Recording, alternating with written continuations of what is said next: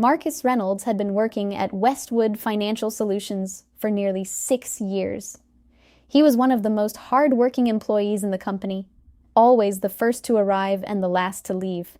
His work ethic was undeniable, and his numbers consistently outperformed many of his colleagues. But no matter how hard he worked, there was one thing Marcus couldn't seem to get: a promotion. His boss, Ethan Calloway, was a sharp-dressed, arrogant man in his late 40s.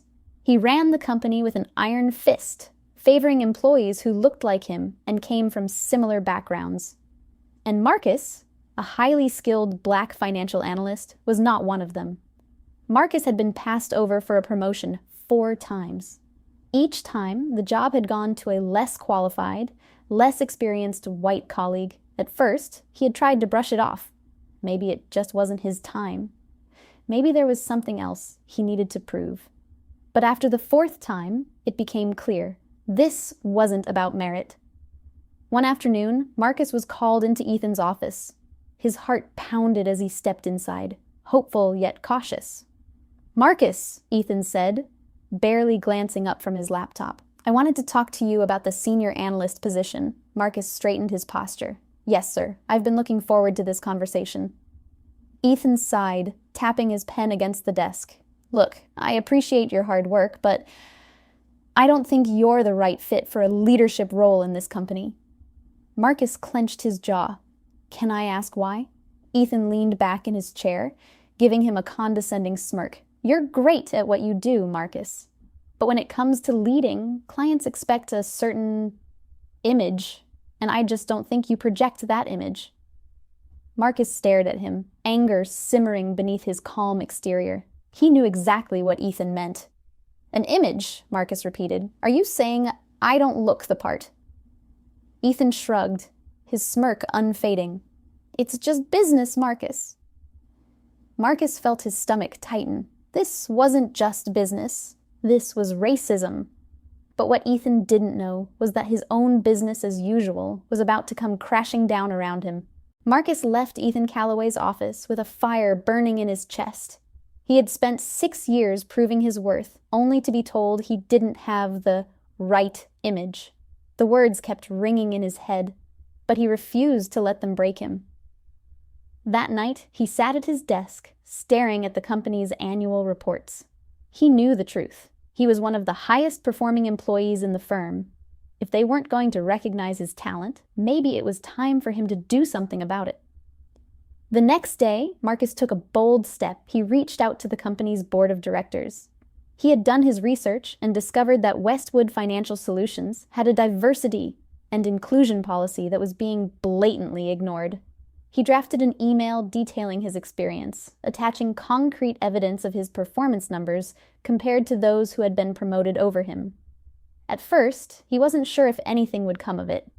But then, 2 weeks later, Marcus got an unexpected email. The board had decided to launch an internal investigation. Ethan Calloway had no idea what was coming.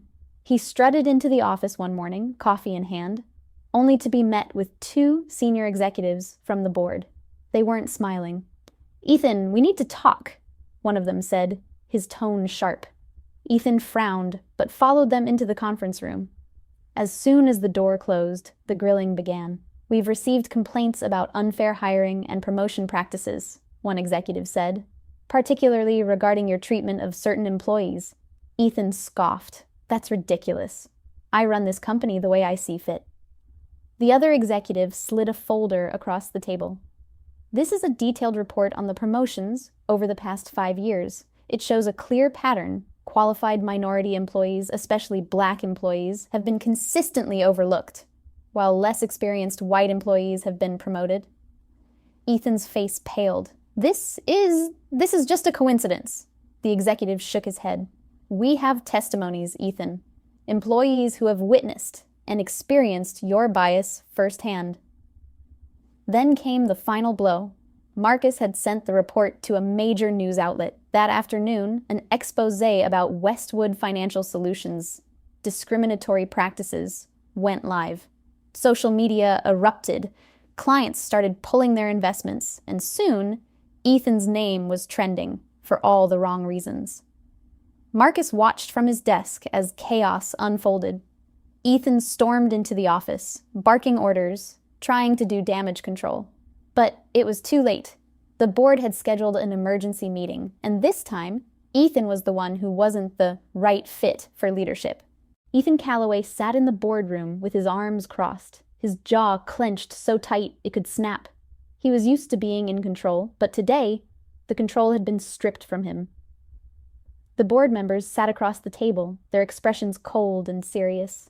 "Ethan," one of the senior executives began, sliding a folder toward him, "the evidence against you is overwhelming." "This is absurd," Ethan scoffed, his voice dripping with arrogance. "I have built this company. I have made it what it is today. And now you're all turning on me over a baseless accusation?" One of the board members, a woman in her 60s with sharp eyes, leaned forward. "This isn't baseless, Ethan. We conducted a thorough review of your hiring and promotion practices. Not only have you repeatedly overlooked Black employees, but you've also fostered a toxic work environment where they felt unwelcome and undervalued." Ethan's face turned red. "I promoted who I thought was best for the job. This is just another case of people playing the race card." A murmur of disapproval spread across the room. The executive cleared his throat. "We've also been contacted by several former employees who confirmed similar experiences. And if that wasn't enough," he paused, flipping open the folder, "a lawsuit has been filed against you and Westwood Financial Solutions for racial discrimination." Keithan's head snapped up. "A lawsuit?" The board member nodded. "And we all know how bad that's going to look for the company. Investors are already pulling out. Our stock is dropping, and clients are reconsidering their contracts." Ethan's hands curled into fists. This couldn't be happening.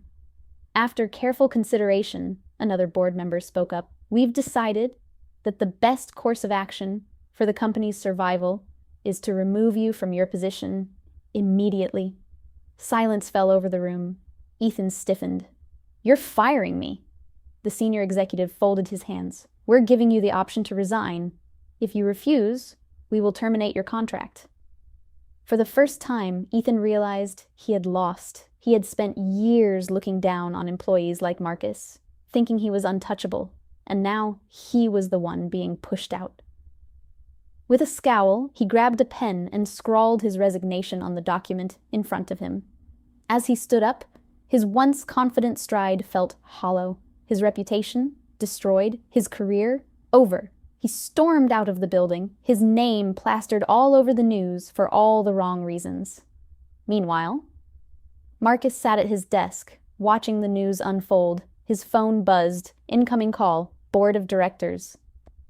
His heart pounded as he picked up. "Marcus," a familiar voice said, "we'd like to offer you a promotion, effective immediately." Marcus's lips curved into a small smile. After years of hard work, he had finally gotten what he deserved. And the man who had tried to hold him back? He was nowhere to be found. Karma has no deadline. Treat people with fairness and respect, because the tables always turn. What do you think about this story? Let us know in the comments, like, subscribe, and hit that notification bell for more eye-opening stories.